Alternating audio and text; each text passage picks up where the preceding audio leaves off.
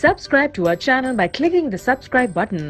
Click the bell button and enjoy the latest uploads from our channel. अब बच्चों इस पर बेस्ड क्वेश्चन करते हैं. A company issued 40,000 fully paid up shares of 100 each for the purchase of the following assets and liabilities. In fact पूरा business ही खरीद लिया.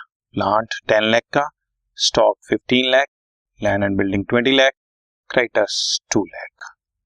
ठीक है, पूरा बिजनेस खरीद लिया. सो अब क्वेश्चन कैसे चलेगा देखो जरा ध्यान से. हाँ, सारी एसेट्स को डेबिट कर लो. Plant account debit 10 lakhs, stock in trade account debit what comes in बच्चों 15 lakh. उसके बाद land and building debit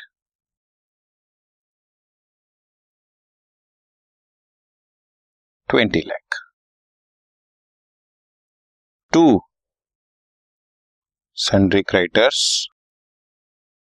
2 lakh और 2 वेंडर, क्योंकि कंपनी का नाम तो दिया नहीं हुआ, 2 वेंडर्स अकाउंट और तुमने 40 लाख रुपीस. 40 कैसे आया?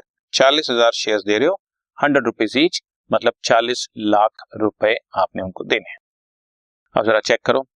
डेबिट साइड पे जब मैं टोटल चेक कर रहा हूं तो इट्स 45 लाख और क्रेडिट साइड पे तो 42 लाख की है. इसका मतलब क्रेडिट साइड पे अभी 3 लाख रुपीस बैलेंस बच रहा है. क्रेडिट साइड पे बचने का मतलब the difference is capital reserve, और चाहे तो ब्रैकेट में शो कर दें this is balancing figure, this is balancing figure. ठीक है ना. आप ऐसे समझे, मैंने 45 लाख की एसेट खरीदी, 2 लाख की लायबिलिटी, तो मुझे देना है 43 लाख, बट मैं तो सिर्फ 40 लाख ही दे रहा हूं, तो 3 lakh is my gain. Credit all the capital reserve. एक तरीका ये समझने का. दूसरा तरीका, डेबिट और क्रेडिट में डिफरेंस निकाल लो. डेबिट में बचे तो गुडविल लिख दो, क्रेडिट में बचे कैपिटल रिजर्व. सिंपल.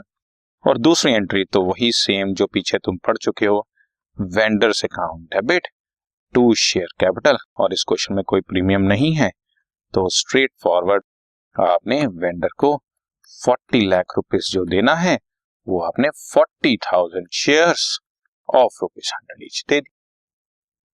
ठीक है, सिंपली टैली हो गया. सो एसेट डेबिट, लायबिलिटी और अपने आप कैपिटल रिजर्व आया और vendor debit to share capital. Got it. बस इतना ही सिंपल होता है. Got it. डन.